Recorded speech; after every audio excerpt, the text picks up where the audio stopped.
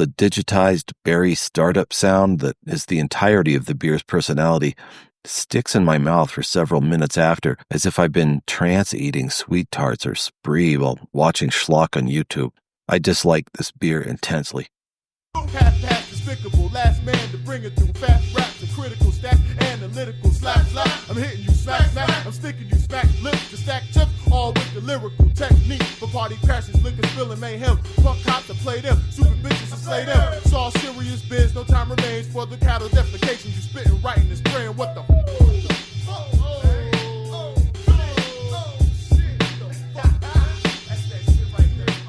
We've made it to episode 92. This is Breakup Gaming Society, solo podcast hosted by me, the Colonel Hector Bravado, in Starkville, Colorado.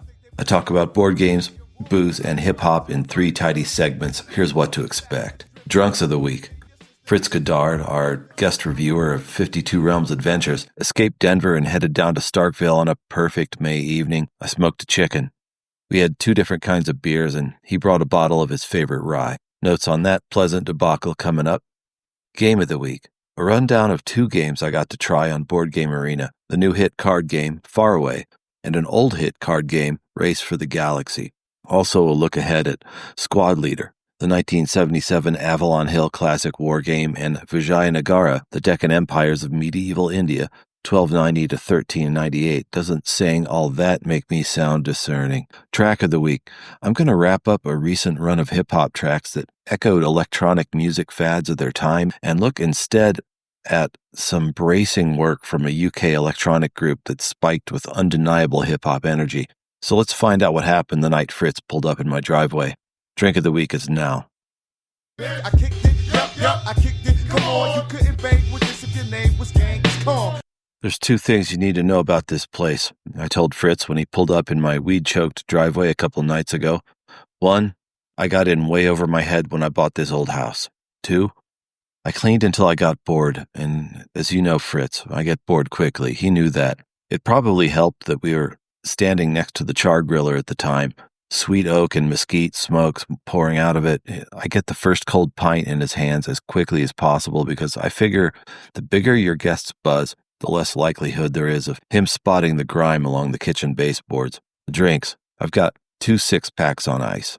Avery Brewing's White Rascal. I've always enjoyed having the Rascal around as temperatures climb. And Leinenkugel Berry Weiss. That seemed like a good side bet, considering it was the first string of high 70s days of the year. The Rascal reminds me I've got 2 old friends back in the house today. I love nearly every Avery product I've ever had. White Rascal brings what I always remember, suppleness while still being crisp, the orange zest playing along the beer's body like sundogs. These get crushed quickly as I teach Fritz how to run Project L, which I reviewed back in episode 88. He learned it fast and he liked it a lot. Everybody does. So pivoting from that to the Leinenkugel Berry was the evening's only disappointing turn. The whiff of orange that comes off the White Rascal is girded by an actual beer around it. This Leine's had a tinny ring of artificial tasting berry and nothing else. It reminds me of what vitamin water tasted like in 2008, like they were trying to come up with something to compete with a flavored seltzer or a White Claw, I said. This is what you give your niece or nephew who are having their first beer ever, said Fritz. The digitized berry startup sound that is the entirety of the beer's personality sticks in my mouth for several minutes after, as if I've been trance-eating sweet tarts or spree while watching schlock on YouTube. I dislike this beer intensely. I'd reach for a Keystone Light before I'd ever open one of these again. It is an annoying beverage. But this is where Fritz's time bartending and being a semi-pro lush in Louisville, Kentucky pays off.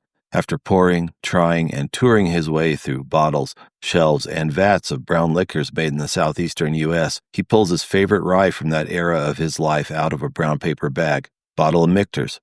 The first belt of Michter's after that candy-nothing beer. The reopening of the senses is akin to the relief of being in a room where somebody is blasting anime theme music over a phone speaker for 20 minutes and you don't realize your body's been slowly tensing up in rage, but all of a sudden it stops because somebody else just drowned it out by throwing on some vinyl, maybe MC5 or Thin Lizzy. Fritz said Michter became his go-to for its blend of bite and smoothness, and he's right.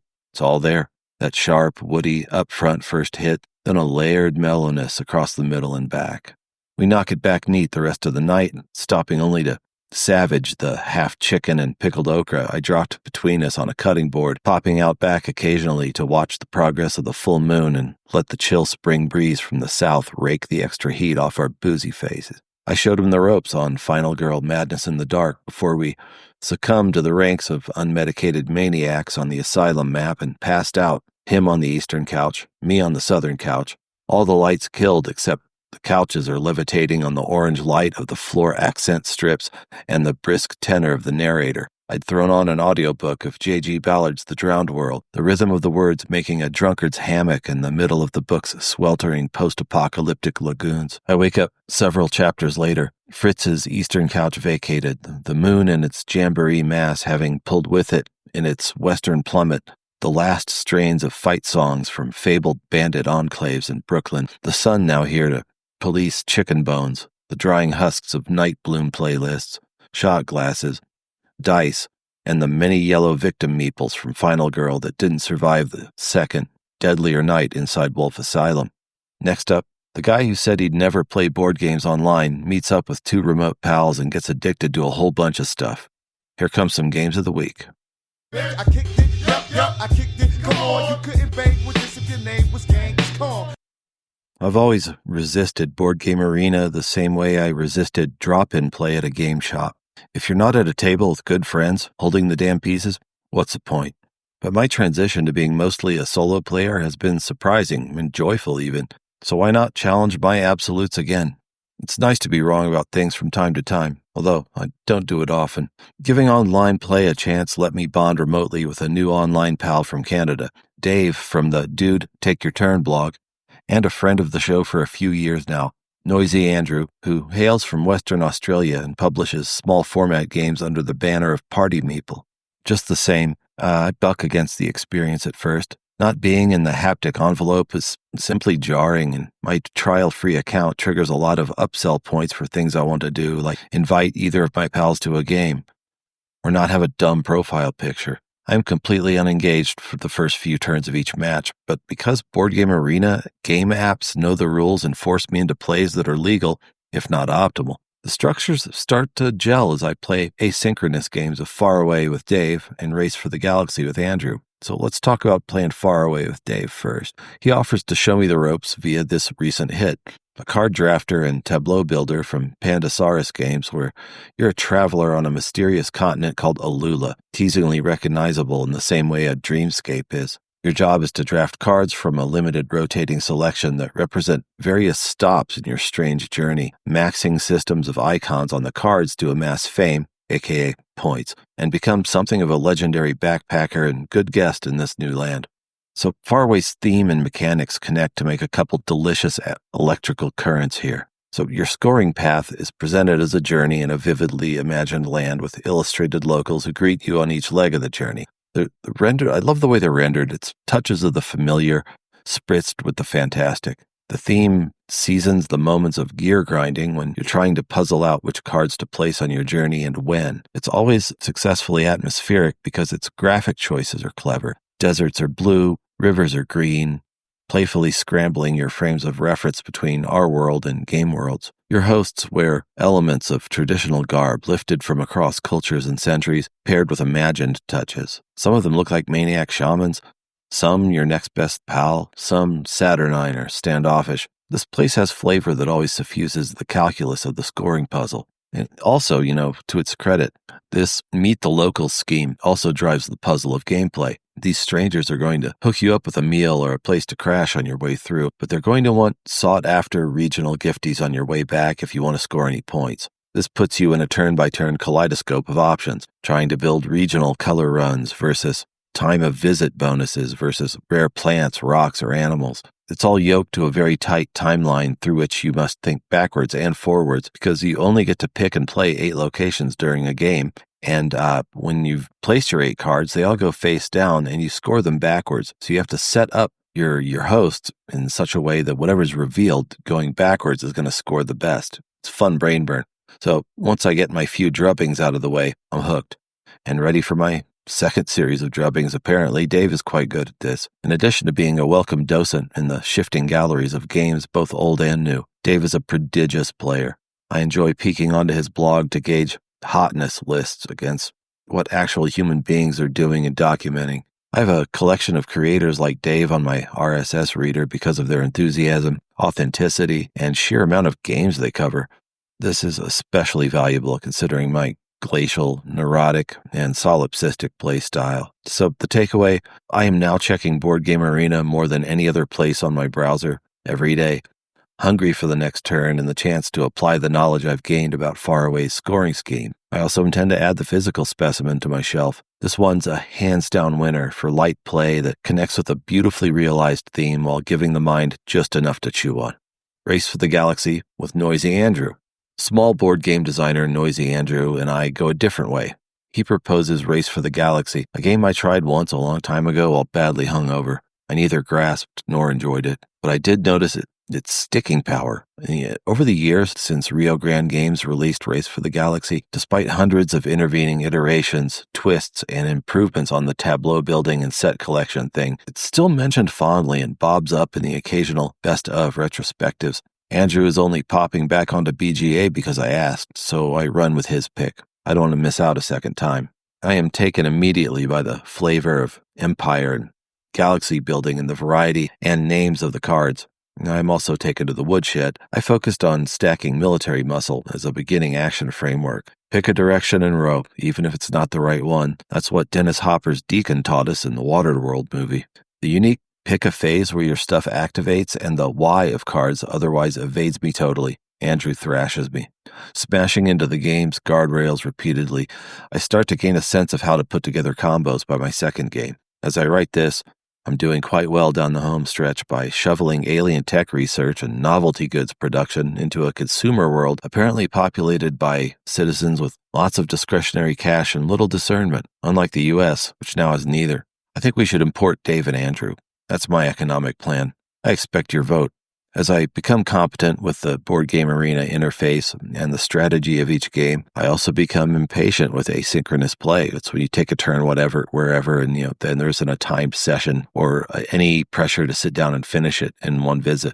I like these games. I'm getting that thrilling first step change and understanding where basic mechanics are connecting to better decisions. I want to play harder. To be fair to Andrew, he did tell me he was a move-a-day kind of guy. So perhaps now these gents might help me fill another shortcoming in my current tabletop calendar, and that is I've had this building appetite to do multiplayer stuff that's more crunchy and involved than what we're getting on the table during Monday night play at Frontier Geeks down on Main Street in Trinidad. Once in a while, I'll lift up the silver lid on my wargame tray for local pals, seeing if they like the scent of old paper. Reference tables, the promise of sweeping combat, and the dense and spiky broth of highs and lows they'll feel during this kind of story. No takers. I complained about this to both Dave and Andrew, after which Dave showed me another gaming platform called Rally the Troops. It's a small collection, rules-enforced historical wargame site where he has been fumbling his way through Vijayanagara, a game on my watch list that mirrors the attempts of two emergent southern empires in 13th century India to assert themselves against the sultans of Delhi. I've been wanting to get a coin or a regular conflicts series title in so bad this year, so this might be my chance. Andrew offers to help me with another late-in-life wish in that category. I got Squad Leader, Avalon Hill's genre-defining World War II platoon-level combat simulator, for Christmas in 1979 and never played it. It was too intimidating. But I want to return to it and play it before I die. It feels like an important current of my life that petered off into a bog somewhere. Fortunately for me, he knows the game, confides that two-player wargame opponents are one of his shortages, and not long after he starts sending me screen caps of his Vassal downloads. That's a third platform where you can run all sorts of games, and it's just a neutral tabletop where you're expected to pretty much know how to run the rules yourself. And he's doing Squad Leader tutorials. Holy shit. I'm getting a wish. We are going in. I am also promised a copy of one of Noisy's print-and-play home designs called Dive, Dive, Dive, which is his lighter and faster interpretation of the many classic World War II U-boat games. So there's another war game I'm going to get out of the deal, and which I will review this summer. Stay tuned and check out all Andrew's print and play stuff at andrew.partymeeple partymeeple.com.au.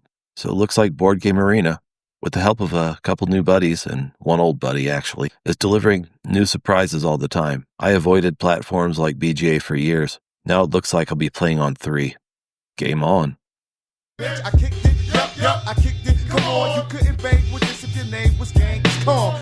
For the past few episodes, we've been looking at breaks or samples that spanned genres and turned me on to the deep connectedness between hip-hop and electronic music in general. Poking around in this cross-fermentation over the decades yields new keepers all the time. Tracking samples to their sources enriched my funk, jazz, soul, and psychedelic playlists, and a lot more. Following a drum break from hip-hop to other places broadened my view of the high massif of electronic music that I hadn't really looked at from the orbital view. Orbital. Ha. We're going to wrap up this ad hoc series of explorations with something different. Instead of starting with a hip-hop track with club music tie-ins, we're going with a native UK electronic track with rave-era roots but strong hip-hop influence. That track is from Blapps Posse. Yep, Blapps. You middle-aged EDM cognoscenti are smiling right now. The rest of you are drawing a blank, and I don't blame you. I found them by total accident a year ago. Today it's their track, Beat That's Hype. Let's please take a moment to regard the hypeness.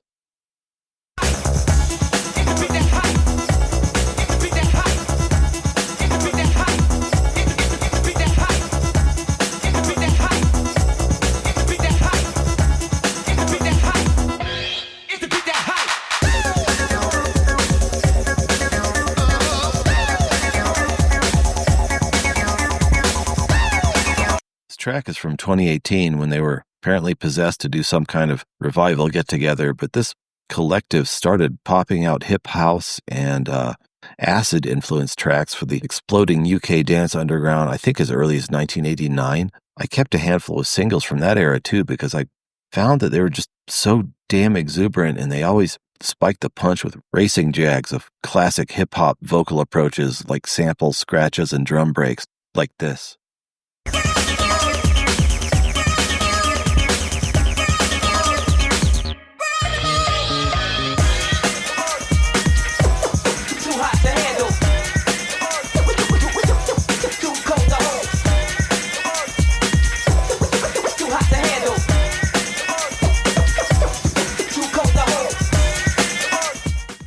This is usually the part where I try to inject more commentary, but, screw it. Let's just let this one ride. Matter of fact, I'm not even doing my regular sign-off. If you don't like this beat, you can all frolic in my pickle water till the next episode.